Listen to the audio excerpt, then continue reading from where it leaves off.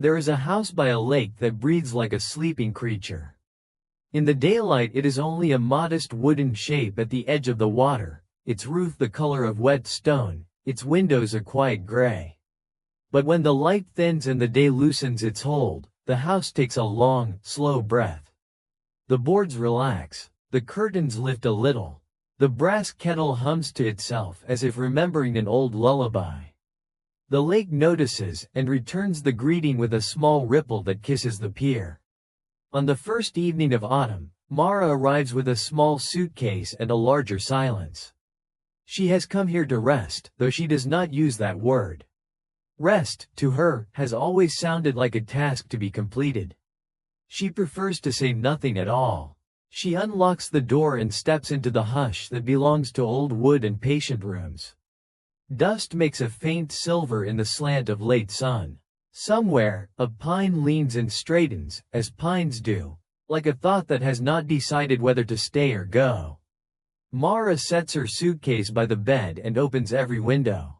The air that comes in is green and clean, threaded with the scent of damp bark. She stands in it as if it were music and lets it pass through her. The floorboards creak kindly beneath her feet, acknowledging her without questions. On the shelf by the kitchen window, the kettle waits. She touches its handle and hears the soft ring of metal, a sound like the far edge of a bell. When she fills the kettle at the sink, the water runs clear and cold, a ribbon of lake drawn into the house. She lights the flame and watches it, not because she needs to but because the small blue tongue of it steadies her. When the kettle begins to tremble, she lowers the heat and listens to its first murmurs. Steam threads up in a single pale line and disappears, the way worry sometimes does when observed with gentle attention. Outside, the light continues to soften. The hills across the lake fade from green to gray to a delicate violet, and the water copies them faithfully. On the pier, ropes rest like sleeping snakes beside the small rowing boat the previous owner left behind. The boat is a faded red, scuffed along the ribs, but seaworthy in the way of things that have belonged to the weather for a long time. Mara pours hot water over a spoon of chamomile and watches the blossoms float, little suns gone to seed. She carries the cup to the back steps and sits. The steps are warm from the last of the day. The world is unhurried. Sometimes it is enough to sit at the edge of things and not ask to be let in. She counts 5 pine trunks between the house and the path to the water. The 5th is curved, as if it once tried to look around a corner. A few yellow leaves have already decided their journey and rest on the ground like small letters someone has dropped and will not retrieve. Somewhere down the shore, a bird calls with the earnestness of a clarinet warming up. There is no reply, perhaps none is needed. At the first sip, Mara can feel her shoulders fall. It is the kind of falling that does not alarm the body, a falling into softness, into a chair that fits, into a voice that says, "You may." She breathes with the house. In and out. The lake breathes with them both. In and out. The rhythm is contagious. Soon even the small anxieties that had followed her, soft-footed, insistent, grow drowsy at the door and lie down. When the wind stirs, it carries a hint of rain from somewhere far across the hills. Not a storm, just the idea of moisture, like a story that has not yet decided to arrive. The first star reveals itself above the opposite bank, tentative and pleased to be noticed. Mara takes another sip and feels her mouth warm, her chest loosen, her hands stop rehearsing old arguments. There is nothing here to win. She thinks of the weeks before she came, the rush and clatter of clocks that had learned to scold. She had begun to feel like a window that could not open, glass fogged on both sides. But even that memory begins to fade as the evening finds its full shape. The lake holds the sky with such attention that both of them seem calmer for it. If stillness were a person, it would sit beside her on the step, not speaking, its sleeve just touching hers. Inside, she lights a lamp with a shade the color of unbleached linen. The room gathers around that gentle circle. Shadows become soft, not warnings but blankets, and the table looks sturdier in the glow, a friend who will not wobble when leaned upon. She slices an apple, and the crisp sound of the knife through the fruit is as bright as a small bell. She eats slowly, as if the apple were trying to inform her of something good she has always known. After the apple, she lays the slices of her day on the table, invisible but felt. The train that moved like a long sigh through the countryside, the path that listened to her footsteps, the key that turned easily, as if the lock were a throat clearing for a song. None of it requires judgment. She arranges the pieces until they seem to fit, like wood stacked with the grain all running one way. The bed in the corner is simple and honest. When she presses a palm to the quilt, it remembers other hands and warms to hers. She leaves the windows cracked to let the lake speak through the screens. The language is easy. A soft lap against the shore, a brush of reeds, a distant, contented creak from a dock that has settled into itself for the night. Before she sleeps, she walks to the pier. The boards hold her weight with a confident restraint, neither complaining nor boasting. The boat nudges the rope with a quiet nose, and Mara places a hand on its rim the way one greets a dog. "Hello," she says, and hears the word fall without a splash into the dark water, where it becomes part of a story that needs no plot. Fog begins to gather in faint veils, intimate as breath on glass. The opposite bank dissolves into suggestion. A fish turns in its slow, private thought and leaves a widening ring that reaches the pier's posts and makes them seem to pulse, as if the lake were a heart and the posts its clock. In this place, time does not end, it becomes comfortable. She returns to the house. The lamp sighs when she turns it low. The kettle, cooled, reflects the room in a soft, forgiving curve. Mara slides beneath the quilt and finds that the pillow is the right kind of quiet. The mattress gives an inch and then holds, like good advice. She listens to the window's small conversation with the night and feels words leave her mind the way leaves leave a tree, easily, because it is time. In the dark, she discovers she can remember the first lake she ever saw as a child. The memory arrives with the certainty of moonlight, a bright noon, a wooden railing, her mother's hand steady at her back, a dragonfly inspecting her with the professional curiosity of an angel. The surface trembled and smoothed, and she had decided then, without understanding, that this was how the world kept its promises. Tremble, smooth. Tremble, smooth. She does not try to hold the memory, she lets it rest beside her like a cat. Sleep pads into the room on gentle feet and sits at the edge of the bed, polite, patient. The house breathes again, and this time Mara breathes with it easily, as if they have practiced together for years. If there are thoughts that wish to be heavy, they find no hooks. They slide away, turning light as dust motes that rise and fall in a shaft of morning. The lake, the pines, the boat, the patient pier, all keep watch without effort. And so the first night gathers itself like a shawl around her shoulders. Outside, the star that came early now has company. Inside, the clock on the stove counts time in round numbers that do not matter. Mara's last waking notion is that silence is not empty, it is full of waiting kindness. She sleeps, and the house, satisfied, sleeps with her, breathing slow, the way water rocks a small boat when no one is looking. Morning is not a trumpet here, it is a soft hand smoothing the pillow. The lake brightens from slate to pearl, and the first birds practice 2 or 3 careful notes as if tuning themselves to the day. When Mara opens her eyes, the house has already noticed. Floorboards settle with a mild, conversational creak. The curtains hold a breath of pale light and let it go.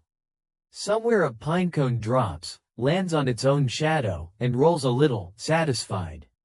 She lies still for a while, learning the room again in morning language. The quilt smells faintly of sun, as if someone long ago had aired it across a chair in a tidy yard. The pillow has a memory of her head and is willing to remember again. Beyond the window, the lake lifts and lays down the smallest waves, as steady as a sleeper's chest. No clocks are scolding. Time here wears slippers. When she rises, the boards greet her feet with polite warmth. The kettle is a small moon on the stove, and when she fills it, the water is still cool with night. She lights the flame and watches the way heat begins as an idea and becomes an event, first a whisper, then a murmur, then the quiet confession of steam. She lays a teabag of lemon balm in a cup that has a hairline crack like a river on a map. The cup does not mind. Imperfect things do not panic here. They continue with calm, and their calm spreads. Breakfast is an apple cut into small moons and a heel of bread that accepts butter with gratitude. She eats by the open window. The air is shy and sweet, carrying a green note from the pines and a blue note from the water. Tiny spider threads stretch from the window frame to nowhere in particular, catching light the way kind words catch and hold a moment. After eating, Mara steps onto the back steps and listens to the day introduce itself. A dragonfly scribbles a silver signature in the air and forgets to stop. The lake clears its throat. Lap, hush, lap, hush. The hills keep their counsel. She thinks of how, in other places, weather is a headline, an announcement in bold type, a thing that arrives with a raised voice. Here, weather is always speaking, but quietly, offering small lessons to those who will sit a while and understand them.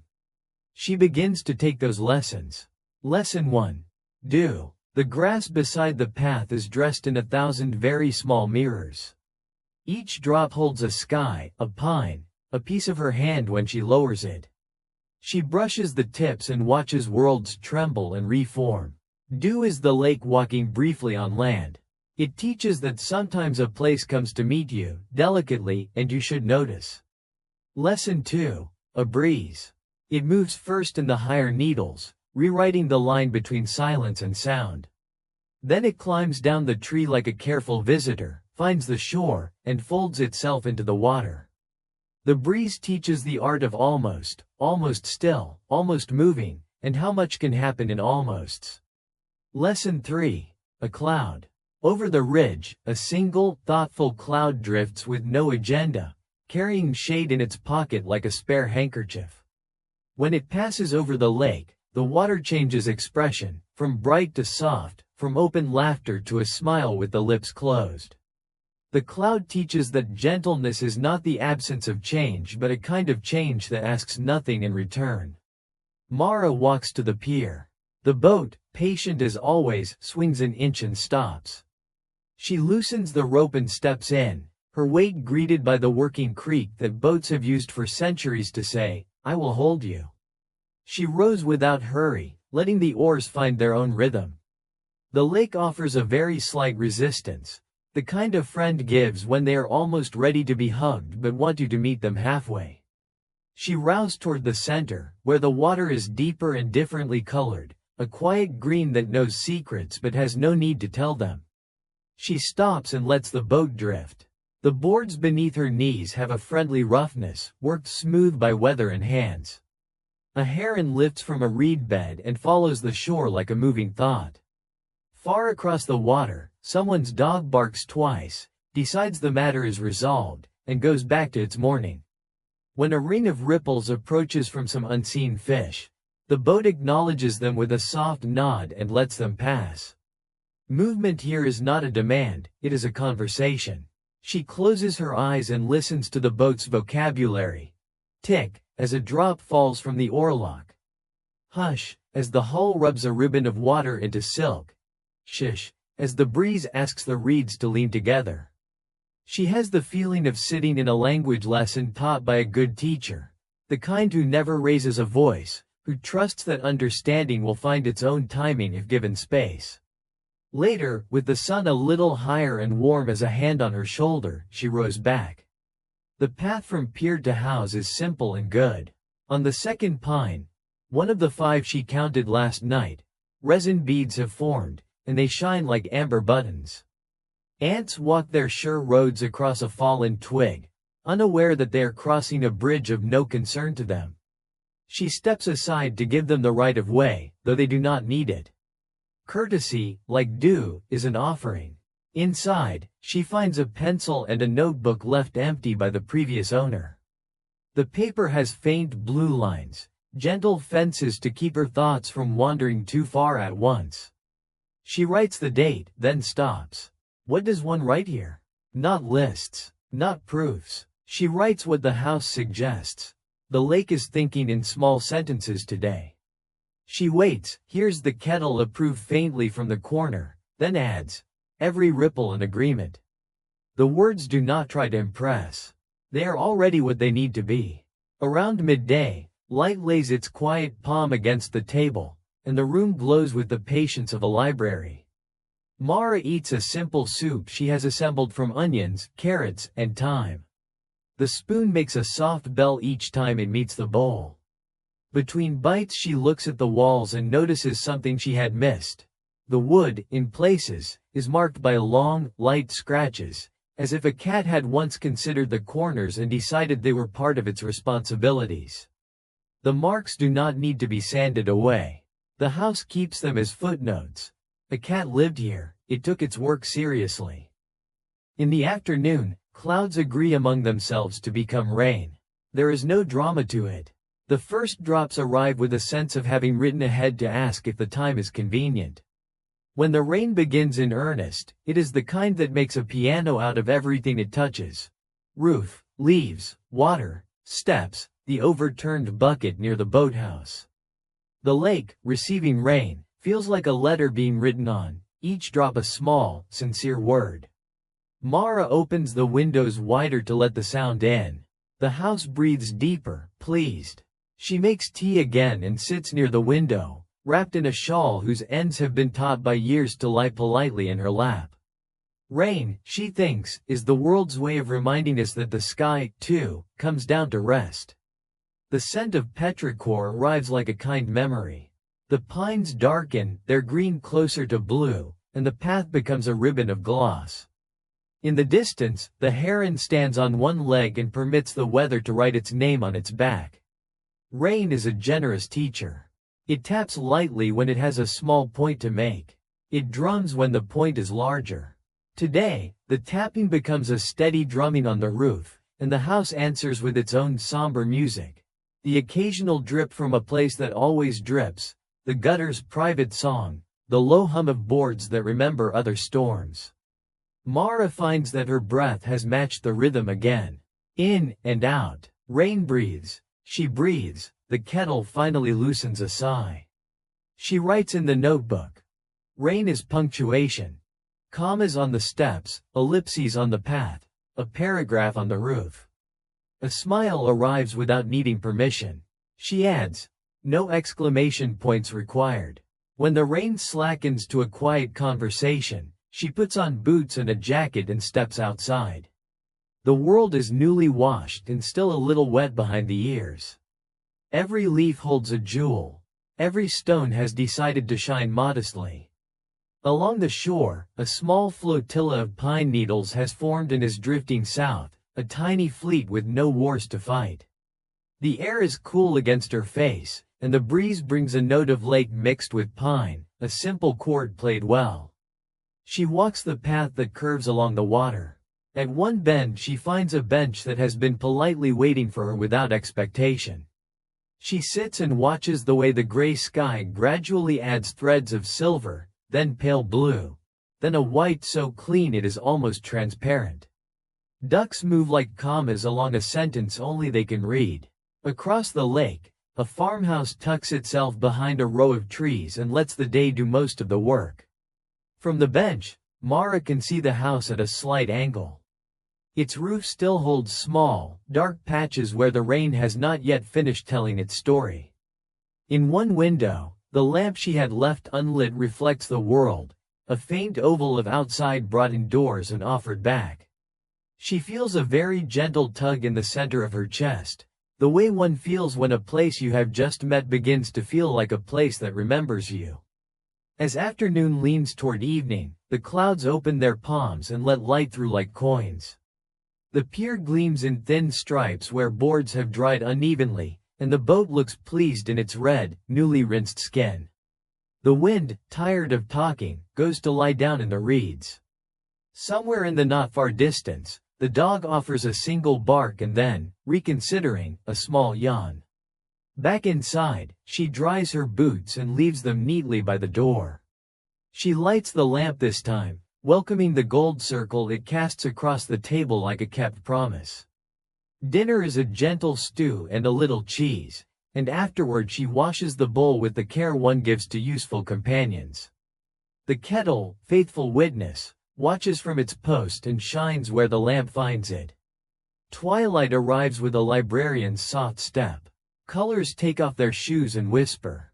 Mara sits with the notebook again and writes a few more lines. Today I learned from dew to meet the morning halfway. From breeze, the grammar of almost. From cloud, the skill of carrying shade without complaint. From rain, the humility of punctuation. From the lake, the patience of mirrors. She closes the notebook and rests her hand on the cover, feeling how the day continues inside it for a while, like the sound of a bell after the bell is gone. Before bed, she walks once more to the pier. The night is younger than last night, if such a thing can be said. Its dark is tender rather than deep. The sky keeps a few careful stars in a pocket of clearing. The lake returns them stitched into a slightly different pattern, as if to suggest that reflection does not have to be exact to be true. She kneels and touches the water with 3 fingers. The coolness is kind and wakes nothing she does not wish to wake. On her way back, a small wind lifts the edge of her sleeve and sets it down again, an old aunt tucking in a child. She thanks it in the language of quiet, by noticing. The house receives her steps, remembers them, and makes room for sleep. Windows hold a little of the evening just to be sure the night finds the right address. When she lies down, the quilt, which knows the drill by now, drowses across her shoulders, and the pillow resumes its helpful work. Sleep comes as it should come. First to the hands, then to the elbows, then to the places behind the eyes where thoughts undress. The last thing she hears is not a thing but a shape, the shape of a room that breathes at the same pace as a lake, of boards that keep old stories without insisting on the details, of weather that knows how to teach without raising its voice. And as she goes under, she wonders, without words, how long a person can live like this before they begin to carry the calm with them wherever they go. The answer, the house suggests by simply breathing, is, as long as it takes. Morning drifts in as if it has tiptoed from another world, careful not to disturb what the night built. The first light folds itself through the curtains, silver at the edges, warm in the middle. The air smells faintly of pine resin and something new, a promise that doesn't hurry. Mara wakes slowly, as one returns from a far shore. The quilt slides away, whispering like a page turned in a quiet book. Her body feels rested in a way it hasn't for years, not just free of fatigue, but clean, as though every dream had rinsed her thoughts and set them neatly on a line to dry. The house stretches as she does. Somewhere deep in its beams a small pop sounds, wood expanding, settling, remembering that it too has survived another night. The kettle gleams expectantly in the dim kitchen light, already prepared for its daily task. Today, Mara feels a soft curiosity about the lake. There is a question in her, not a sharp one, not demanding an answer, just the kind that drifts near the surface of thought like a feather on water. What was here before me? She takes her tea to the pier again. The lake lies smooth, a calm gray mirror breathing slowly in the cool air. Morning mist still clings to the surface in pale ribbons, revealing and hiding the opposite shore in an unhurried rhythm. When the sun reaches higher, the mist thins and gathers its belongings, departing without fuss. Mara sits cross-legged on the pier, her reflection wavering beneath her, softer than a memory. She dips her fingers into the water, cold, fresh, awake. Rings spread outward, each one slower and quieter than the last until the lake forgets the disturbance. Somewhere in the ripples, she imagines, there are echoes of every hand that has ever touched this water. Fishermen rinsing their nets, children skipping stones, lovers tracing initials on the surface before the lake carried them away. The thought does not make her sad. It feels like being part of a gentle lineage, a long chain of quiet gestures. She leans forward, her chin on her knees, and listens. The lake speaks without words. It tells her about patience, about the art of holding everything, sunlight, wind, reflection, rain, and letting all of it pass through. A faint movement catches her eye. Something small beneath the water, gliding just above the stones. A fish, pale gold, unhurried. It moves with the gravity of a dream, neither hunting nor hiding. Mara watches until it disappears into deeper shade.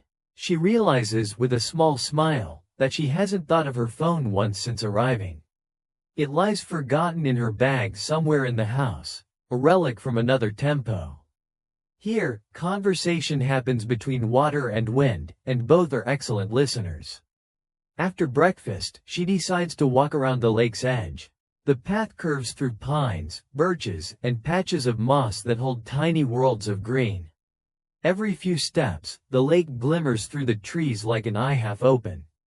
The air carries the taste of cool metal and bark. She passes a small outcrop of stone where the moss grows thickest, and there she finds something curious, an old bench nearly swallowed by nature. Its wood has grayed into silver, and ferns reach up through the slats like careful fingers. She brushes away a few pine needles and sits. From this angle, the house is only a shape among trees, its roof a quiet line against the sky. The pier looks fragile and eternal at once. Mara sits for a long time. No one passes. The forest holds its breath around her. After a while, she opens the notebook she carries in her pocket. On a clean page, she writes, "Every still thing here is secretly moving." Then, after a pause, "The lake does not remember pain, only shapes that come and go." When she closes the notebook, she feels lighter, not because she has written something profound, but because she has written something honest. She keeps walking. The path narrows, then opens again. She notices a small wooden cross standing near the waterline, half hidden in reeds. Time has worn away the name carved there. Only a faint A remains, and the year, 1967. The wood leans but does not fall. She kneels. Around the cross lie smooth stones, arranged carefully, not by accident. Someone cared enough to make this place tidy even in grief. Mara touches one of the stones and finds it warm from the sun. She stays like that for a while, her hand on the stone, the waves barely moving. The air feels different here, not heavier, but older, like breath held for decades. She does not try to invent stories about who A was. It seems enough to know that someone had been loved enough to be remembered. When she stands again, she feels an unexpected calm. The lake watches her with mild curiosity, its face rippling in small sighs. The wind shifts direction and sends a coolness along her neck, the kind that makes one instinctively pause, as if to listen. On her way back, she notices something shining between the roots of a pine.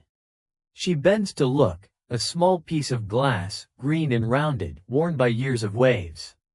She holds it to the light. It glows softly like a captured drop of sea. She pockets it without thinking, the way one accepts a gift without ceremony. By the time she returns to the house, the sun is lowering, the color of honey left in a jar. Shadows stretch and then rest. The kettle sings again. Its voice now feels like part of the day's grammar, a punctuation mark of warmth. She eats supper simply, bread, soup, a few berries. The rain begins again, gentle, almost apologetic. She opens the windows and lets it in. The air becomes soft and silver. Somewhere under the eaves, a bird takes shelter and chirps twice before settling. The sound of rain fills the spaces where thoughts used to be. It's the kind of rain that blurs edges, that teaches the eyes to rest. Mara sits by the window, tracing a circle on the fogged glass with her fingertip. The lake outside is now only suggestion, a presence rather than a sight. The world reduces to three tones: the hum of rain, the breath of wind, and the heartbeat of the house. She remembers her mother's voice from long ago, humming before sleep. A tune without lyrics, slow and looping, like waves. For a brief moment, Mara feels that same safety again. A belonging without condition, a kindness without speech. When the rain softens into drizzle, she goes to the door and steps onto the porch. The air smells of wood smoke and wet pine needles. The sky, washed clean, begins to reopen its blue, and the first star trembles above the far hill. She takes the piece of green glass from her pocket and holds it up toward that star. The two gleam together, one born of fire, one of time. In the reflection she sees her own face faintly, calm, unguarded, touched by both light and shadow. She whispers, not to anyone, but to the evening itself, "Thank you for keeping me." The words vanish into air, but the lake seems to understand. Its surface shivers once, approvingly. Back inside, she writes again before bed. The lake remembers everything gently. I am learning to do the same. She leaves the notebook open on the table, as though the night might wish to add its own line. Then she extinguishes the lamp and lies down. The quiet is rich now, not the silence of absence, but the silence of fullness, where every small sound has meaning. The kettle cooling, the wind folding itself away, the pulse of rainwater through the gutter, all part of one long breath. Sleep gathers her like a tide.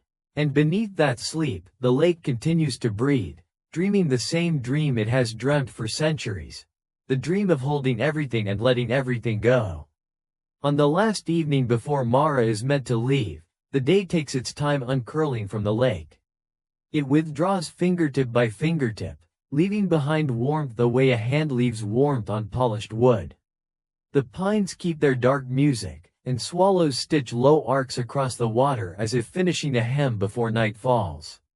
Mara stands on the steps with the kettle cooling on the table behind her and understands, without the ache she once expected, that endings are only another room in the same house.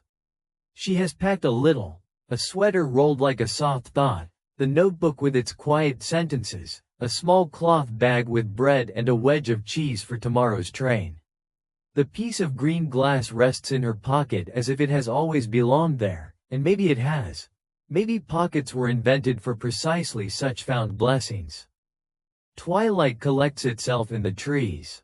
The lamp inside the house waits for her hand, patient the way it has been patient every evening. But she decides to leave it unlit for now. The dark is gentle tonight, soft-shoed, courteous. She walks to the pier and sits with her feet drawn up, chin on her knees, like the first night but not the same person. The lake wears a gray so polished it takes on the sky's intentions. Far across, the farmhouse light pricks on. A small star has come to ground and is content there. A breeze arrives with the temperature of a kind thought. It moves through the reeds, asking nothing. In the distance a heron crosses, not in search of anything in particular, simply continuing the long sentence of its life. Mara matches her breath to the tiny wavelets that assemble and fall apart beneath the pier. In, out, in, out. She knows the rhythm now without counting. She has learned the household rituals of calm. She knows exactly how the kettle's first hum is an invitation and its final sigh a benediction. She knows the pace of the boards, how one plank always releases a faint echo when she steps from sun to shade. She knows that the fifth pine leans because it has been watching the path for so long that it became the path a little, and there is no harm in that. Tonight, she tells herself, she will not wish to keep anything. She will sit and let the lake pass through her one more time. That will be enough. Night draws near in two colors, a deepening blue above and a widening charcoal below. The first stars are shy, then less shy. Mara lets them arrive without counting. A moth finds her sleeve, rests, decides it has already traveled far enough for one day, and folds itself into a portable moon. The air picks up the faint clean scent of cold water and rock. It is the kind of night that makes one understand why stories, long ago, could begin with the word once and let the rest proceed as calmly as tide. She thinks of the cross with its single letter, the stones keeping company with someone she never knew. She thinks of the bench half swallowed by ferns, faithful to a view no longer requested. She thinks of the ant road and the amber buttons of resin, the dragonfly that inspected her with angelic professionalism on the very first morning. They do not come as a montage, as if racing past her eyes. They settle around her like relatives at a table, each taking the right-sized chair, nobody speaking over anyone else. When she stands, the boards give their usual quiet correction. Take smaller steps, they seem to say, there is no need to lean on tomorrow. She walks to the boat and puts a hand on its rim. It answers with a small, woody The rope is an old friend between them, not a leash, not a chain, only a reminder. She considers rowing out once more. But she senses the lake has moved closer tonight. It has come to meet her halfway to say what needs saying. So she remains on the pier. The house is a shape behind her, its windows dark, its attention turned outward in the way of good hosts who know that companionship sometimes means not standing in the doorway. A single cloud slips east, thin as moth wool, and makes a new texture of the stars. Somewhere, a fox places careful feet in leaf-muffled dirt, swift and temporary and eternal. Mara lowers her hand and touches the water. It is colder than before, unflinching and kind. The ripples move outward, and when they return, they are not the same ripples, and yet they are. She thinks. This is how gentleness survives, by not insisting on being identical to itself from one moment to the next. She speaks aloud, so softly that even the night has to lean in. I will go, and I will carry you. The lake does not answer in words. It answers as it always has, with an adjustment of light along its skin, with a slight bending of stars, with the patient acceptance of weight and its equally patient release. Its language is permission. Back inside, Mara lights the lamp at last. The shade gives the room its old linen afternoon even though night is fully here. She boils water and slices the last of the bread. The knife makes a brief, bell-clear note that drops to the floor and enters the house through the soles of her feet. She butters the bread and eats half of it standing up, as if prepared to share it with whoever comes in from the cold. No one does. That is fine. The room is full in a different way. She turns off the lamp and lets moonlight have its way with the floor. It makes a rectangle, then a more complicated shape when it finds the table leg, then something like a small map no one needs to follow. She lies down on the rug with her head near the open window. The air is almost sweet with tree breath. A train passes far away, not a summons, only a notation. Life continuing elsewhere. She falls into a waking rest, the kind that keeps the mind open for small arrivals. In that almost sleep, the house leans close and tells her its story in creaks and settled sighs. Not dates, not names, only the long fact of shelter. It has held storms and quiet, anger and milk, departures and clean sheets. It does not prefer one over the other. A good house is a pair of cupped hands. This one has been practicing. When she finally goes to bed, she leaves the window open the width of a palm. Cold enters with good manners and sits on the sill, not touching her unless invited. Sleep finds her quickly, and in that sleep she dreams of nothing dramatic. She dreams of a spoon ringing the lip of a cup, of a pine cone finishing a thought as it falls, of rain performing small punctuation across a roof, of a boat teaching the water a new word for hush. Sometime in the dark hours the wind shifts, and she wakes enough to notice without climbing the ladder to full consciousness. The lake is loud in the way quiet places sometimes are at night. A slap under the pier, a soft cry of something with wings, the gossip of reeds. She turns her face toward the window and lets the sounds braid themselves into dream again. Dawn is a pale idea when she opens her eyes. It has not fully decided to be day yet, it is only thinking about it kindly. She rises, makes tea, and takes it outside without a coat. The air kisses her with cool lips and forgives her for leaving soon. Mist is back on the water, friendly and absent-minded. The world is a whisper. She takes the notebook to the steps and writes a last page in a hand as unhurried as the lake. I came to the quiet house because I was afraid of the noise in my head. The lake taught me to listen for the quieter noise underneath the noise. There is a pace beneath pace. A breath beneath breath. I will keep that pace. I will breathe with what is around me, and what is around me will breathe back. She closes the notebook gently so as not to wake the sentences. Then she walks through the small rooms once more with an attention that feels like gratitude moving its elbows. She straightens a chair that will be crooked again by evening and thinks of the comfort of such inevitabilities. She wipes the rim of the kettle with a soft cloth, not because it needs it, but because goodbyes are made of small compliments. She touches the door frame with 2 fingers as she passes, an old habit she does not remember learning. At the threshold she pauses, listening for anything that might be unfinished. The house breathes. The lake answers. The day clears its throat. Nothing insists. She steps outside and pulls the door, leaving it unlocked for the next person the place decides to keep. On the path the dew is newly composed. Another set of tiny mirrors has been polished in the early gray. The 5th pine watches her go without leaning any farther.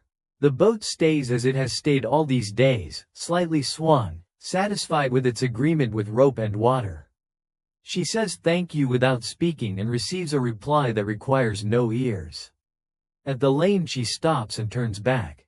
The house sits so modestly you would think it had only just arrived and might leave if no one needed it. She raises a hand and feels slightly foolish for a second, then not foolish at all. There are many rituals, this one will do. The walk to the small station is long enough for memory to finish packing. The road offers her pockets of birdsong and the dry rattle of seed heads. When the train comes it seems almost embarrassed by its own sound, as if apologizing to the trees for the interruption. She boards, finds a seat that accepts her weight without complaint, and sets the notebook on her knees. The lake slides away between trunks and then appears again in a gap, wearing that morning's pale face. It does not look back, places do not. Yet as the carriage turns, the water gathers the light and lays it out in a long stripe that seems, just for a moment, to travel with her. She understands that this is not illusion so much as choreography. The lake is not following, and she is not leaving. Something else is happening that has nothing to do with distance. Town comes with its baked smells, its newspaper corners, its traffic acting out a familiar play. Mara steps into it easily. She buys a second tea from a stall where steam speaks a faster dialect, and she is not angered by the speed. Speed has its own kindnesses. The relief of a long queue moving. The courtesy of a door held open by someone who does not know your name. While she waits for the connecting train, she opens the notebook and writes one last line below the last page, where the paper ends and the cardboard back begins. A sentence she wants to carry not just in ink but in conduct.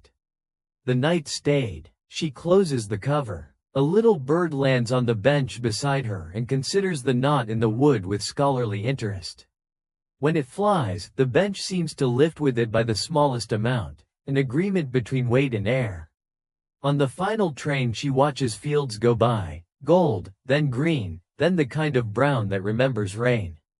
Houses gather and fall away, factories with their tall, serious chimneys, schoolyards still empty but rehearsing noise. The calm she brought begins to try itself out against these other rhythms and finds that it holds. She measures her breath with the same ruler she used at the lake, and the measure does not break. By the time she reaches her own street later that day, the city has drawn its patterns around her. The stairwell smells of old wood and someone's citrus soap.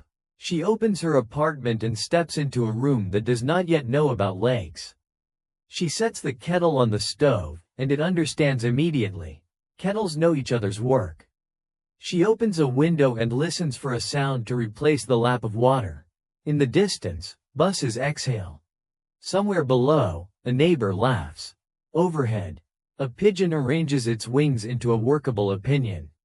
Mara waits for the first hum, the merest tremble, the moment when heat becomes voice. When it comes, she smiles. The lake is not gone. It is here, condensed into every small weather her life will offer. Steam on a pane, a breeze through a hallway, a glint of green glass on a windowsill catching late sun. She pours her tea and sits at the table with the notebook closed and the room assembling itself around her as patient rooms do. The night that stayed is not dark. It is a tenderness that gives shape to things, a stillness under the day's pulse, a shelter large enough to travel well in a pocket. The city outside continues, swift, sure, sometimes noisy, but beneath it, running like a current humans forget to name, is the same slow breath. She meets it with her own, and the two agree.